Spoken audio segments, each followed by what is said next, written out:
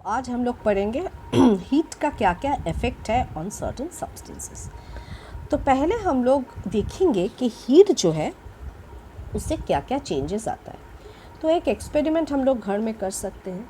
जैसे एक बड़ा सा पतीला लेंगे, उसके अंदर कुछ आलू रखेंगे, उसमें पानी देंगे और पतीले को ढक देंगे और गैस को ऑन कर देंगे। थोड़े टाइम बाद देखना कि पतीला का जो ढक्कन है वो आहिस्ता आहिस्ता हिलने लगता है और उसको वो अपने जगह से हट जाता है और वहाँ से वेपर गैस निकलने लगता है।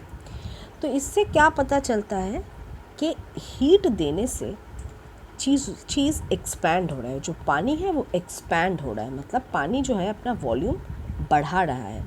और कुछ देर बाद देखना वो आलू जो है वो पूरी तरीके से उबल गया है।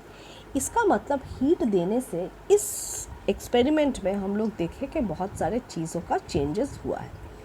क्या क्या चेंजेस हुआ है? एक तो एक्सपेंशन हुआ है जिसके वजह से वो ढक्कन जो है अपने जगह से हिल गया है। वाटर जो है वो वेपर में कन्वर्ट हुआ है, मतलब चेंज ऑफ स्टेट हुआ है। दूसरा क्या हुआ है, आलू जो है वो उबल गया है। अब वो उबला हुआ आलू क्या है, एक नया स्टेट में आ गया है, केमिकल चेंज हुआ है। उस उबले हुए आलू को फिर मैं जो भी करूँगी वो ओरिजिनल रॉ आलू में नहीं कन्वर्ट होगा। ये सब कुछ चीज़ें हम लोग देखे हैं। और टेम्परेचर का भी चेंज हुआ है, वो चीज़ गर्म हो गया है। तो यहाँ पे बहुत सारे चेंजेस होता है due to the application of heat. लेकिन इस चैप्टर में हम लोग अभी एक्सपेंशन लेके ही पढ़ेंगे, मतलब हीट देने से जो मैटर है, जैसे सॉलिड लिक्विड गैस जो भी है, वो कैसे बढ़ता है, वो कैसे अपना वॉल्यूम को चेंज करता है। ठीक है, तो पहले हम लोग पढ़ेंगे एक्सपेंशन इन सॉलिड। एक्सपेंशन में जाने से पहले मैं सॉलिड के बारे में तुम लोगों को कुछ बताना चाहती हूँ। सॉलिड सब्सटेंस कौन सा है? सॉलिड सब्सटेंस वही है जिसमें मॉलिक्यूल्स जो है वो टाइटली पैक्ड है। जैसे ये एक सॉलिड सब्सटेंस है। इसमें ये जो सब्सटेंस है ये बना हुआ है छोटा छोटा मॉलिक्यूल्स से, और ये मॉलिक्यूल्स एकदम एक दूसरे को पकड़ के टाइटली बैठा हुआ है, इसलिए इसका एक शेप है। इसको तोड़ने में दिक्कत थोड़ा, इसका एक पर्टिकुलर शेप है, पर्टिकुलर साइज़ है। ये हार्ड है, ये स्ट्रॉन्ग है क्योंकि ये सॉलिड है, क्योंकि इसके अंदर जो मॉलिक्यूल्स से ये बना हुआ है। यहाँ पे जो फोटो देख रहे हो येलो येलो कलर का जो डॉट्स है, ये मॉलिक्यूल्स है। सॉलिड में ये मॉलिक्यूल्स एक दूसरे के साथ पूरा चिपक के बैठते हैं, इसीलिए इसको एक रिजिड शेप और स्ट्रक्चर मिलता है। ठीक है, तो मॉलिक्यूल्स एंड सॉलिड्स जो है दे आर टाइटली पैक्ड। और यहाँ पे देखो ये जो फोटो है, येलो कलर का जो मॉलिक्यूल्स है उसके अंदर 2-3 मॉलिक्यूल्स के बीच में थोड़ा थोड़ा गैप रहता है। ये गैप को हम लोग बोलते हैं इंटरमॉलिक्यूलर स्पेस। Intermolecular space. अब इंटरमॉलिक्यूलर स्पेस सॉलिड में बहुत कम रहता है, मतलब मॉलिक्यूल्स के बीच में ज़्यादा गैप नहीं रहता है। बोलने से बिल्कुल गैप ही नहीं रहता है, वो एक दूसरे के ऊपर चिपक के बैठते हैं।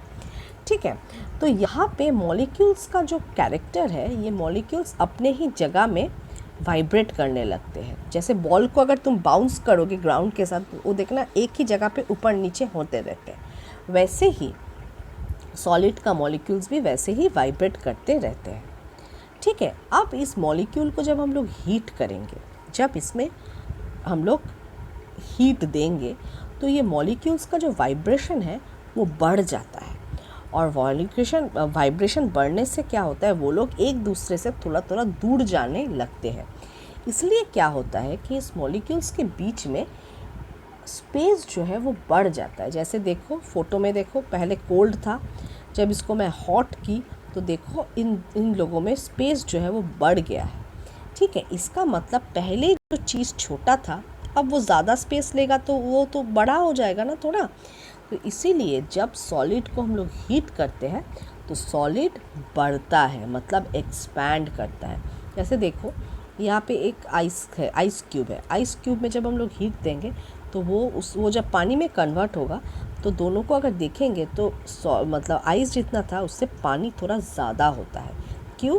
क्योंकि आइस में क्या होता था, वो चीज़ एकदम आसपास आके मॉलिक्यूल्स बैठे रहते हैं। अब जब ये लिक्विड में कन्वर्ट होता है तो वो थोड़ा दूर दूर हो जाते हैं। इसीलिए सॉलिड से जब लिक्विड में कन्वर्ट होता है तो वो सॉलिड का एक्सपेंशन होता है, वो बढ़ता है। और एक्सपेंशन इसीलिए होता है क्योंकि इंटरमोलिकुलर स्पेसेस उसमें बढ़ने लगते हैं। क्लियर? Okay, sorry. नेक्स्ट है एक्सपेंशन इन लिक्विड। अब लिक्विड का क्या कैरेक्टर है? लिक्विड का कैरेक्टर ये है कि लिक्विड में जो मॉलिक्यूल्स है, देखो यहाँ पे मैं जो फ़ोटो दी हूँ ब्लू कलर का जो मॉलिक्यूल्स है, उसमें पहले से ही देखो स्पेसेस जो है एक दूसरे के अंदर वो थोड़ा ज़्यादा है, सॉलिड से कंपैरेटिवली ज़्यादा है। इसीलिए क्या है उसका जो देखो वो एकदम अपना पर्टिकुलर शेप कोई मेंटेन नहीं कर सकता है। उसका एक वॉल्यूम है लेकिन उसका कोई शेप नहीं है, वो उसको जैसे भी हिला वो देखो वो हिलता रहता है। अगर ये एक सॉलिड होता, अगर इसके अंदर मॉलिक्यूल्स एकदम टाइटली पैक्ड होकर बैठते तो वो अपना एक शेप को मेंटेन कर सकता था, लेकिन क्योंकि इसमें मॉलिक्यूल्स बहुत दूर दूर है इसलिए जितना भी उसको हिलाओ वो अपना शेप को चेंज करता है। ठीक है, तो यहाँ पे क्या होता है, the intermolecular force of the liquid is more than the intermolecular space. Sorry, यहाँ पे एक प्रिंटिंग मिस्टेक हो गया है, यहाँ पे होगा इंटरमोलिकुलर स्पेस। यहाँ पे इंटरमोलिकुलर स्पेस जो है लिक्विड का वो सॉलिड से ज़्यादा है, फोर्स नहीं, फोर्स ज़्यादा होगा सॉलिड में। ये इंटरमोलिकुलर फोर्स के जगह पे इंटरमोलिकुलर स्पेस होगा। ठीक है, यहाँ पे थोड़ा एक प्रिंटिंग मिस्टेक हो गया। तो इंटरमोलिकुलर स्पेस जो है लिक्विड का वो सॉलिड से ज़्यादा है, इसीलिए मॉलिक्यूल्स जो है वो एक दूसरे से दूर दूर में है। तो क्या होता है जब हम लोग इसको हीट करते हैं तो ये मॉलिक्यूल्स क्या होता है बहुत ज़ोर से वाइब्रेट करने लगते हैं, और क्योंकि बहुत ज़ोर से वाइब्रेट करने लगते हैं तो ये एक दूसरे से और भी दूर जाने लगते हैं। तो जब ये और भी दूर जाने लगते हैं तो लिक्विड क्या होता है आहिस्ता आहिस्ता गैस में कन्वर्ट हो जाता है। और एक्सपेंशन इन लिक्विड मतलब कोई भी चीज़, मतलब लिक्विड का क्योंकि इंटरमोलिकुलर स्पेस ज़्यादा है सॉलिड से, इसीलिए इसका एक्सपेंशन भी ज़्यादा होगा। ऑलरेडी मॉलिक्यूल्स एक दूसरे से दूर दूर है, इसमें हीट करोगे तो और भी दूर चला जाएगा। ठीक है, तो इसलिए एक्सपेंशन इन लिक्विड जो है सॉलिड से ज़्यादा है। नेक्स्ट हम लोग देखेंगे एक्सपेंशन इन गैसेस। ठीक है, गैस का देखो, गैस का जो मॉलिक्यूलर स्ट्रक्चर है इसमें देखो लिक्विड से भी दूर दूर गैस के मॉलिक्यूल्स हैं, इसीलिए थोड़ा सा परफ्यूम अगर तुम रूम में छिड़कोगे तो देखना पूरा रूम जो है वो परफ्यूम के सुगंध से भर जाता है। ऐसा क्यों? क्योंकि इसका इंटरमोलिकुलर स्पेस इतना ज़्यादा है कि थोड़ा मतलब बहुत दूर तक इसका जो सुगंध है, इसका जो गंध है कोई भी चीज़ का वो फैल जाता है थोड़े से जगह में, इसलिए इसका कोई पर्टिकुलर वॉल्यूम नहीं है। ठीक है, the intermolecular force in gas is more than that in solid and liquid.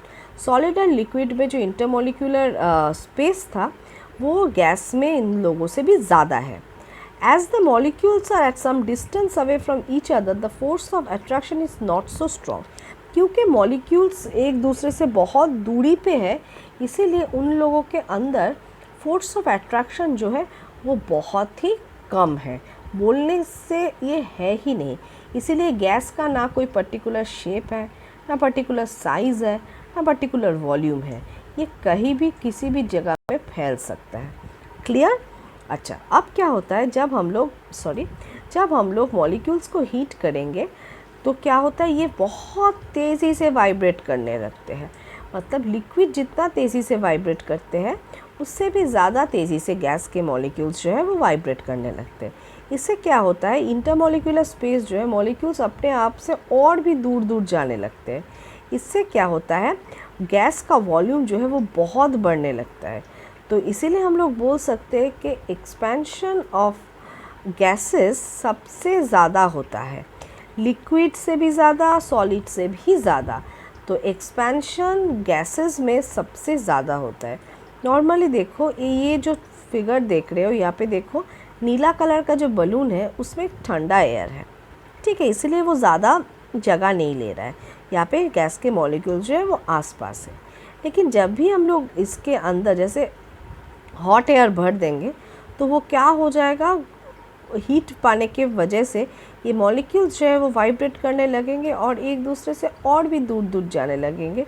इसके वजह से देखो ये बैलून जो है वो पहले से ज़्यादा बड़ा हो गया है। इसका मतलब और कुछ भी नहीं, इसके अंदर जो गैसेस है वो ज़्यादा एक्सपैंड कर गया है, इसीलिए ये जो है बड़ा हो गया है शेप में। क्लियर? ओके, नेक्स्ट पॉइंट हम लोग देखेंगे कुछ एग्जाम्पल्स। जैसे देखो ये जो स्टील ब्रिज है इसके साथ रोलर क्यों हम लोग ऐड करते हैं, क्योंकि गर्मी के टाइम में स्टील क्या है, एक मेटल है, सॉलिड मेटल है। गर्मी के टाइम में क्या होता है, बहुत तेज़ धूप के वजह से, तेज़ गर्मी के वजह से स्टील जो है वो एक्सपैंड करने लगता है। अब एक्सपैंड करने लगेगा, इसीलिए उसको रोलर दिया गया है ताकि वो आगे पीछे बढ़ सके और इससे क्या हो जाए कि ब्रिज में कोई भी दरार या फिर कोई भी क्रैक्स ना आए और ब्रिज जो है वो काफ़ी सालों तक अच्छे रहे। नेक्स्ट हम लोग देखेंगे space between the railway tracks. देखो ये रेलवे लाइन के बीच में दो पट्टों के बीच में थोड़ा सा गैप दिया गया है। वही सेम रीज़न है, क्योंकि जब बहुत ज़्यादा गर्मी होती है, गर्मी के टाइम में ये आयरन जो है, ये ट्रैक्स जो है वो आयरन से बना हुआ है। अब आयरन क्या होता है, वो एक्सपैंड होने लगते हैं, मतलब वो बढ़ने लगते हैं शेप में, साइज़ में। तो उससे क्या होता है, वो उसको बढ़ने के लिए थोड़ा जगह प्रोवाइड करने की ज़रूरत है। इसीलिए ये छोटा सा क्रैक जो है, छोटा सा स्पेस जो है यहाँ पे दिया गया है, ताकि वो रेलवे ट्रैक जो अगर बढ़े तो इस जगह पे बढ़ पाए। और अगर नहीं दिया गया होता तो ये पूरा क्रम्बल कर जाता, मतलब ऐसे करके एक के ऊपर दूसरा उठ जाता और पूरा वो फट जाता। ठीक है, इससे एक्सीडेंट्स के चांसेस बढ़ जाते। अब देखो हम लोग थर्मोमीटर ऑलरेडी पढ़े हैं, इसके अंदर मरकरी रहता है। जब हम लोग के शरीर में फीवर रहता है या फिर टेम्परेचर ज़्यादा रहता है, तो हम लोग के शरीर से कांटेक्ट में आता है, तो ये थर्मोमीटर में जो मरकरी है वो एक लिक्विड मेटल है, वो आहिस्ता आहिस्ता गर्म होने लगते हैं। गर्म होने से क्या होता है, वो एक्सपैंड करने लगते हैं और एक्सपैंड करके हम लोग ये बढ़ने लगते हैं। और इसी प्रॉपर्टी को यूज़ करके हम लोग बॉडी का टेम्परेचर या फिर कोई भी चीज़ का लेबॉरेटरी में केमिकल्स का टेम्परेचर को टेस्ट कर सकते हैं। तो आज के लिए इतना ही पढ़ेंगे। कोई डाउट्स रहा तो please tell me, otherwise stay safe and stay healthy.